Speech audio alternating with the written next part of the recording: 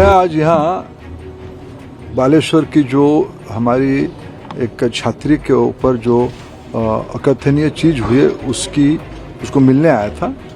वो तो critical care ward unit में होने का उसको देखना मैं उचित नहीं माना, प्रत्येक रूप में आवश्यकता भी नहीं था, लेकिन उनके परिवारजनों को मिला, उनकी पिताजी, उनकी माताजी, उनके भाई और उनके अन्य परिवार स्वजन को मैं मिलने के लिए भी यहाँ आया था। उनको मिला, उनकी दुख में अपना समवेदना उनके साथ जताया और यहाँ की डॉक्टर से, एम्स की डायरेक्टर साहब से और अन्य चिकित्सकों से बातचीत किया जो सेवा में लगे हैं। उस बच्ची का, उस छात्री का हाल चाल हमने पूछा और उनकी मैं विश्वास रखता हूँ, अपेक्षा रखता हूँ चिकित्सकों ने, डॉक्टर्स ने पूरी अपनी ताकत झोंकी है उसको संभालने के लिए।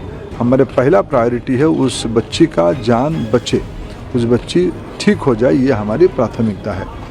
मैं निश्चित रूप में प्रभु को भी प्रार्थना करूंगा, प्रभु के सामने चिकित्सकों के साथ साथ उनकी भी आशीर्वाद रहे इसके ऊपर, वो उनकी जान बचे और मैं उनकी समवेदना जता के आया।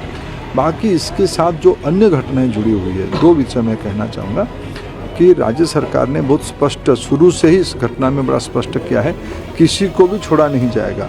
कुछ कार्रवाई हुई है और आने वाले दिनों में निश्चित रूप में कार्रवाई और कठोर होगा।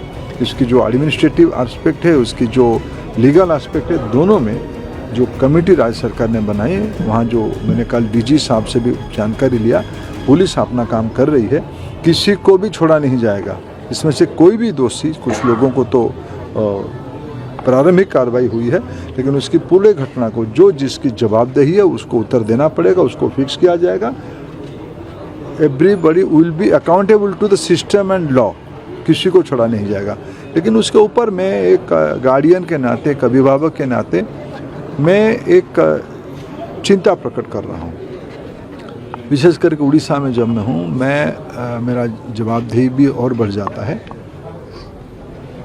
शिक्षक और विद्यार्थियों की जो संपर्क है उसमें आज स्थिति कहाँ तक पहुँची है। एक आधा इस प्रकार की घटना निश्चित रूप में शिक्षा जगत में चिंता और बढ़ा देती है।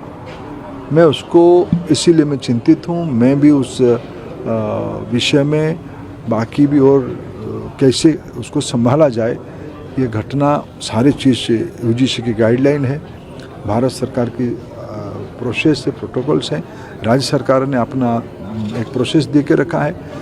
लेकिन ये सारा चीज़ों को उड़ीसा में 800 कॉलेज है, सारे को इम्प्लीमेंटेशन करने की पॉइंट है कॉलेज, उनकी जो व्यवस्था, ये सारे में होने के बाद भी इस प्रकार की घटना हुई है।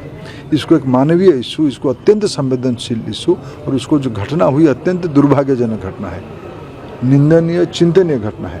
उस समय में हमें जिनको जो कार्रवाई करना है वो निश्चित रूप में हम करेंगे।